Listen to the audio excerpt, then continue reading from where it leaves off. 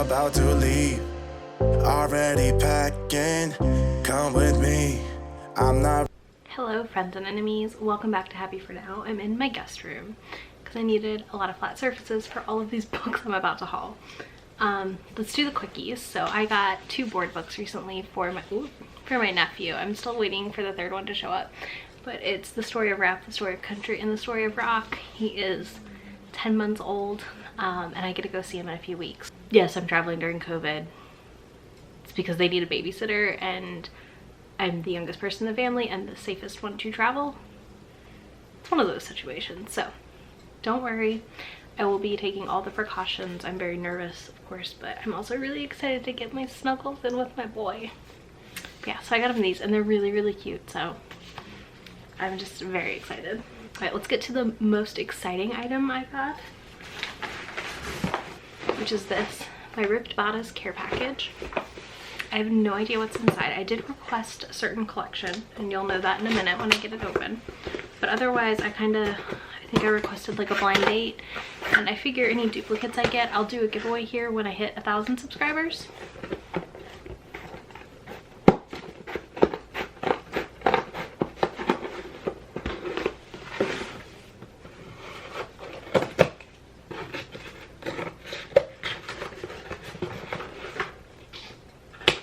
Opening things. Okay, so I got bookmarks. I got a cute thank you.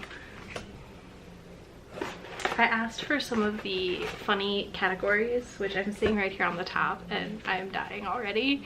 I got this one, which is The Wild West Wild Man Flynn by Linda Turner. Linda Shaw's One Sweet Sin. I love these old categories. They're just so fun. This one's about a rodeo cowboy. This lady Tate doesn't like him and she's been freezing him out, so they're gonna fall in love. And then let's see. So this one is about a woman who marries the wrong man, it sounds like. Oh my gosh, he has like this 80s mustache, y'all. I love it. These are from, I thought they have this is from 90 and 94, so these are pretty old and delightful. Okay. Let's see, this is my blind date with the book I picked. I just requested one. This is Secret Agents, Ill-Advised Lovers, Black Market Babies. Shall we open it? I'm going to carefully open it because I want to save the label for it.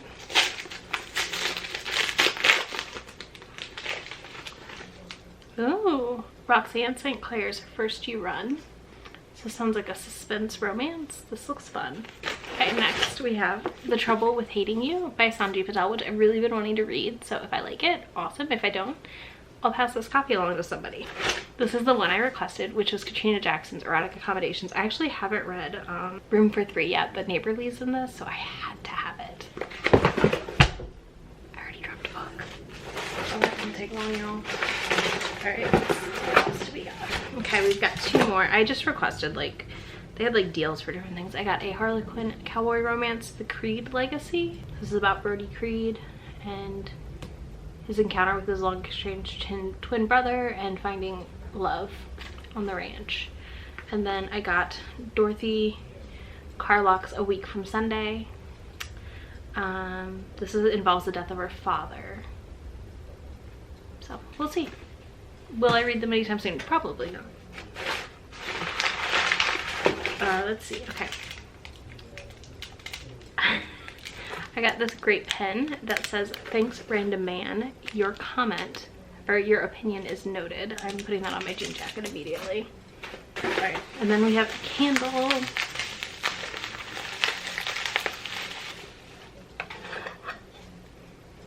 Okay, so this is Wilderness Tropicana. It smells like fruit punch, like a tropical fruit punch. All right, so that's that. Let's do my one Amazon book I completely forgot I had. I pre-ordered this quite literally an eternity ago. And it showed up today and I totally forgot it was coming out. That is A Beautifully Foolish Endeavor by Hank Green. I got a signed copy. I have a signed copy of book 1 as well. So I'm very excited about this. I actually have the audiobook. I'm going to be reading it very soon. I really liked An Absolutely Remarkable Thing, so I knew I wanted to read this. Also, I love these covers. They're very like pop art. All right, we got 2 more. So I've got a package from a bookshop in New Jersey where I got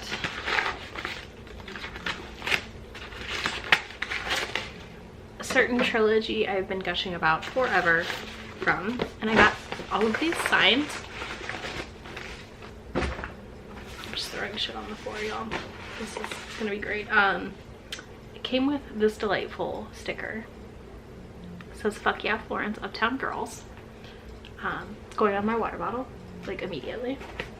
But I got the entirety of the, I can always hold a book upside down, the entirety of the Uptown Girls series, which I loved all of, and I got them all signed to me because I love them so much.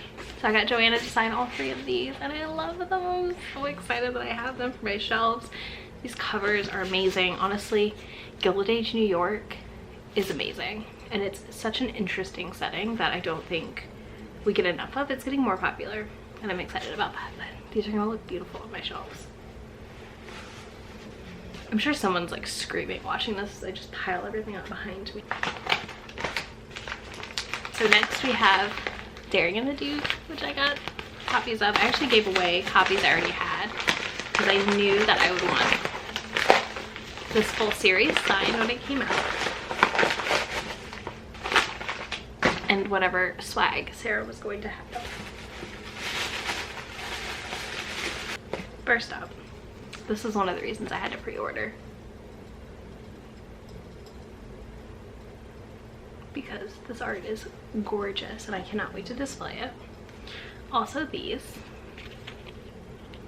Oh, come on.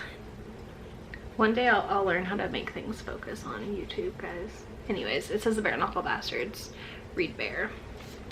And then this cute little Fated Mates podcast sticker. Again, all of this is going on my giant water bottle, but I got Daring in the Duke and Brazen in the Beast and Wicked in the Wallflower. I'm so excited that I got these. All right, now into the Q&A section. So cheers, my loves. I've got my basic margarita, which is limeade, the Simply limeade, and a shot of tequila. It's great. It's just the right balance of tang with a little bit of that tequila zing. But we're celebrating 500 subscribers and I want to say thank you.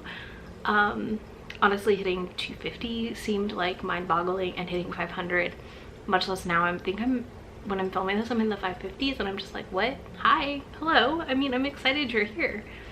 And I hope you want to talk about romance with me. It's just such a weird feeling. I don't know how to explain it.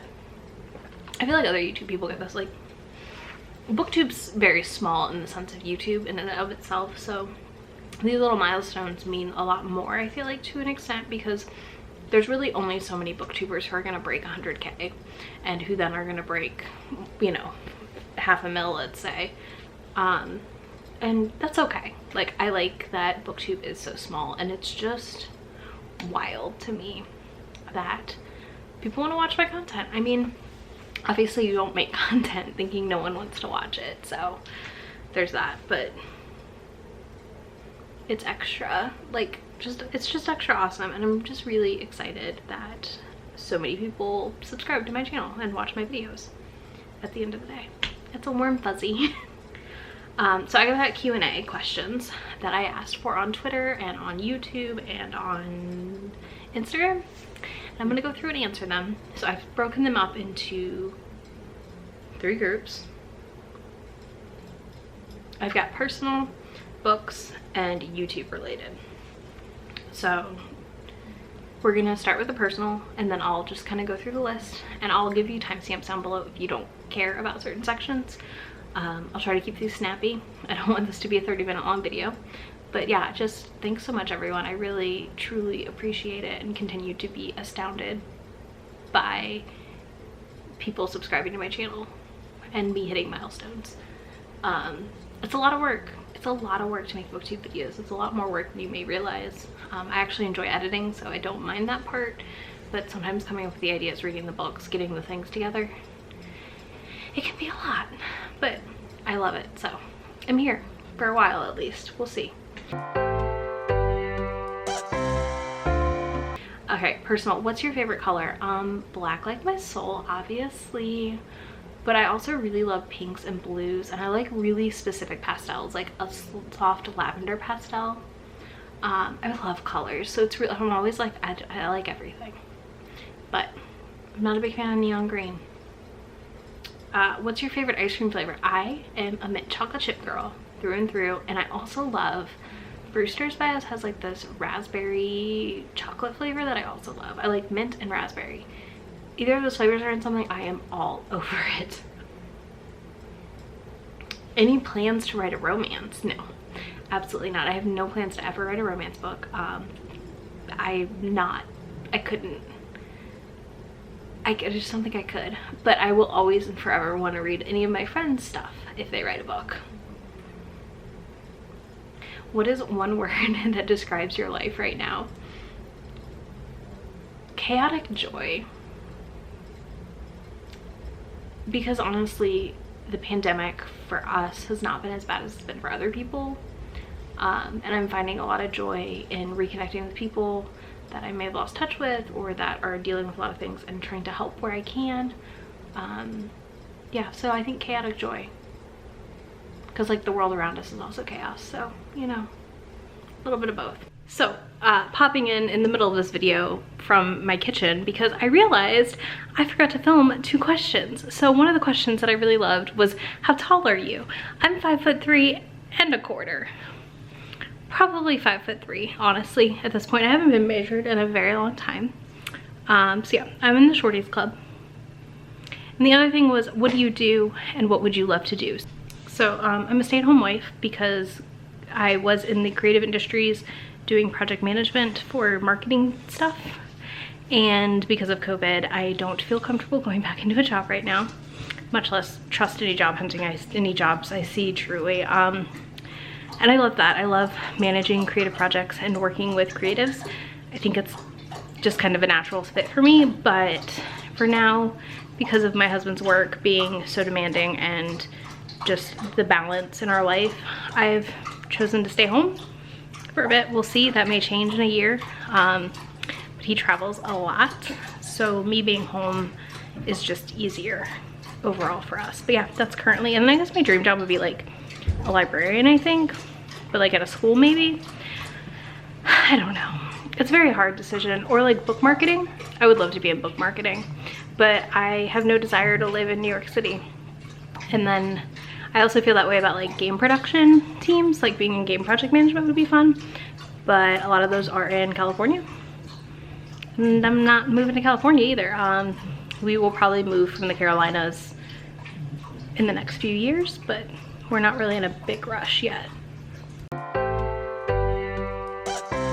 All right, what is your go-to get out of a slump book genre? And I'm gonna say it's usually dark, weird romance or something I don't read normally. So my last slump, I read things like polyamorous, teenage-ish, like 18-year-old book romances, like KU ones, reverse harem, which I hate that term and I still continue to cringe every time I hear it. Stuff like that is usually what I go to. I truly like, I go for the things that just aren't like anything else I've been reading lately in hopes that it pulls me out of a slump. And sometimes that doesn't mean pivoting and like reading thrillers or middle grade or other genres. Audiobooks or ebooks? I know this is from Charles. I forgot to write everyone's names down. I just like was compiling a list. Right now this year, honestly, audiobooks. I think I'm like 60-40 on my reading percentages, which is wild. What's your favorite kind of romance dirty talk? I think it's Tessa Bailey. So I feel like I can say that, and like people that have read Tessa Bailey will understand what I mean. I feel like Tessa Bailey gets that dirty talk so good. So good. but I like all dirty talk in my romance books. Who are some of your favorite heroes from this year? Okay, so I'm gonna say Rogan from the Hidden Legacy series, Vaughn and Shaw from Harbor by Rebecca Weatherspoon, Jack Mulligan from Joanna Shupe in The Devil of Downtown. I like all of them. They're all kind of gruff. Oh, they're all gruff, grunty guys. I have a type. I've been over this. People always like are surprised that I'm not attracted to certain celebrities, but like my type is literally like a big broody grumpy guy who's like super gruff and grunty. I eat that shit up. It's my thing. Ooh, okay, so what is a subgenre of romance you want to read more of? So this is hard. I kind of read all the subgenres. There's only one that I really don't read, and that would be anything labeled as inspirational, because I have deep issues with that genre of romance and its racism and those issues. So I do avoid that, and I will never probably dip my toes in there. But I would like to read more BDSM romance, because I used to read a ton of it and I've kind of fallen away because it got too repetitive, I guess, at the end of the day. So I'd like to go back to that, and I've already kind of journeyed back into my paranormal romance days, which is how I started reading romance. So that's been really nice to like revisit something. What's your favorite genre outside of romance? I don't know that it's a genre, but queer or LGBTQIAP+ YA literature is one of my favorites. I love coming of age stories. I also love this in middle grade. It's just a soft spot for me. And otherwise I would say middle grade adventures. So like Rick Riordan's Presents books I would consider like middle grade adventure books. I'm not really picky about like fantasy, sci-fi. It's more like age groups that I'm into other than romance. I do pretty much read everything. But yeah, I really love a good queer YA book. We've gotten a lot of them this year that have been awesome. What is the oldest book you own? Okay, I grabbed them off my shelf before this. So I bought this from Ripped Bodice Rare on Instagram because the author's name is Isabel Miller, which is my name. Well, Miller's not my name, but she spells my name exactly the same. And this is Patience and Sarah, and it's one of the original queer lesbian or sapphic romances that was ever published. And it was copyrighted in 1969, and then it was published, it looks like, in the United States in 1973. So that's wild. But yeah, I have this. This is probably my oldest book, but then I remembered I have this. This is a Lord of the Rings collection that is from, I try not to mess with it a lot because it's like we've got it taped at the bottom, it's broken. So this is something that my dad had when my parents first got married, I believe. I'll have to look at the year and I can tell you. So I believe this is from 1981, so my parents would have been married for like 2 years when this came out. So yeah, my dad had this. I actually stole it from their house when they were moving out of the area because I knew I just didn't want it to accidentally end up in the trash somewhere. I think it's really, I don't really like Lord of the Rings, but I really like this collection, and you know, it's just kind of special. It's something that like my dad had, you know, and they've had on their bookshelves my whole life. So I just wanted to steal it and put it on my bookshelves, which is what I did. Okay, next is favorite clinch cover. I brought 3. I couldn't pick one. I love clinch covers so much, guys. This is my like one gripe with illustrated covers, I feel like. So first of all, I just love this cover. I will never not pull out Beverly Jenkins covers. And then there's this Joanna Lindsay that I just think is the epitome of a clinch cover. I also really loved that ridiculous Tender is the Storm cover, honestly. Like, it's so good. So good.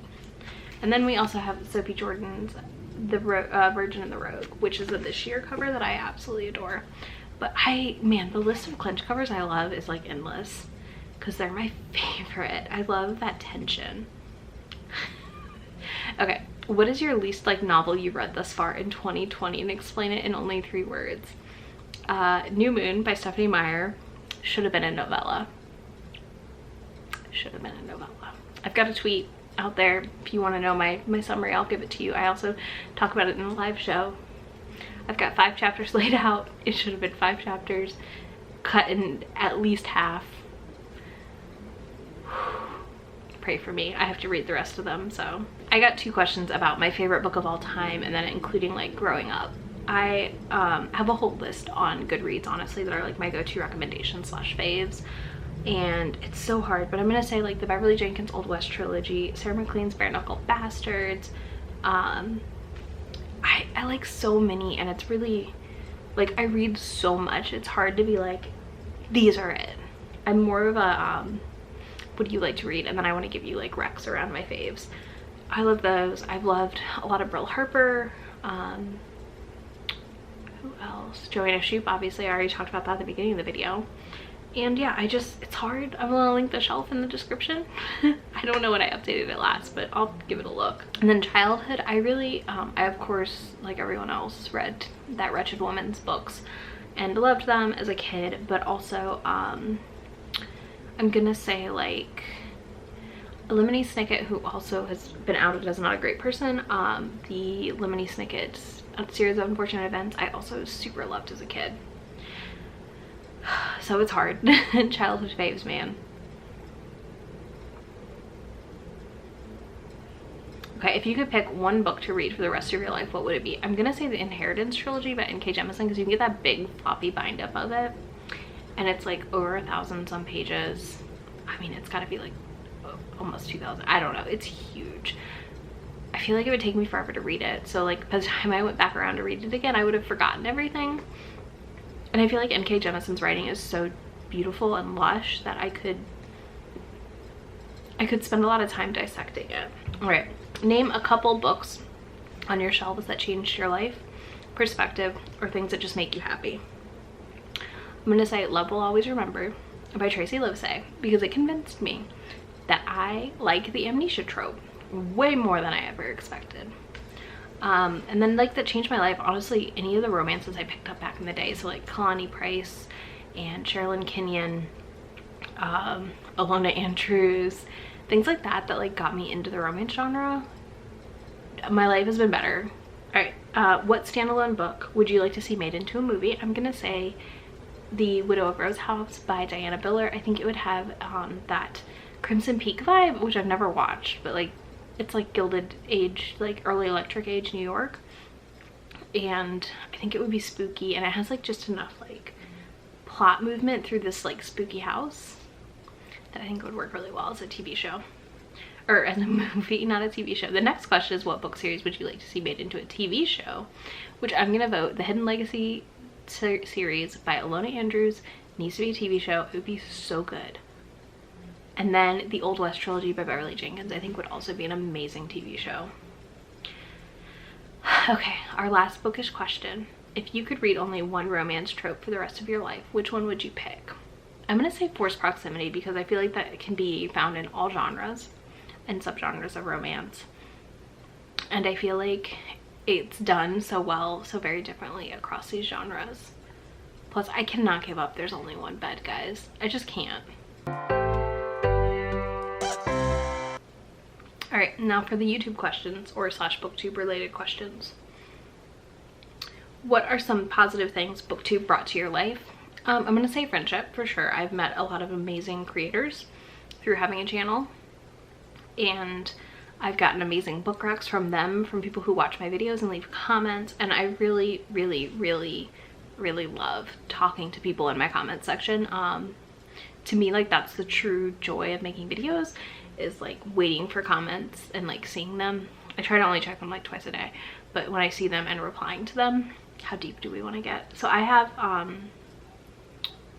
I was anorexic for a long time, and I'm not now, and I've been on this body positive, fat positive journey, and I think that filming myself and talking to a camera and seeing my face move and be a human has really helped my body dysmorphia. And I know that sounds weird, probably. I do have days where I film a video 3 times and I delete it and I come back the next day. It's obviously a bad day for me body-wise then, but there's a weird thing of accepting yourself when you're doing this and you're filming and getting to see your face and your body move in ways and be a freaking human. And I realize that's really weird sounding, but I think it's granted me a sort of comfort from that and a way to heal from it, we'll say. Ooh, okay, what is one of your videos that you're very proud of, but it hasn't been viewed enough, or for newer subscribers that should go to watch? I'm gonna say any of my Reading the Tropes. I really like those. I did a whole Ruby Dixon series last fall. I don't know how great they are. I don't rewatch my videos. I literally like edit, rewatch, post, done. There's a reason, but it's fine. I mean, it's kind of the reason we discussed above. I feel like after that point, I'm sick of seeing my own face. And yeah, I think my Reading the Tropes, honestly, I'm really, really enjoying that series. I know I've been a little more sporadic with it during pandemic, but I can't help it. It's just kind of what it is.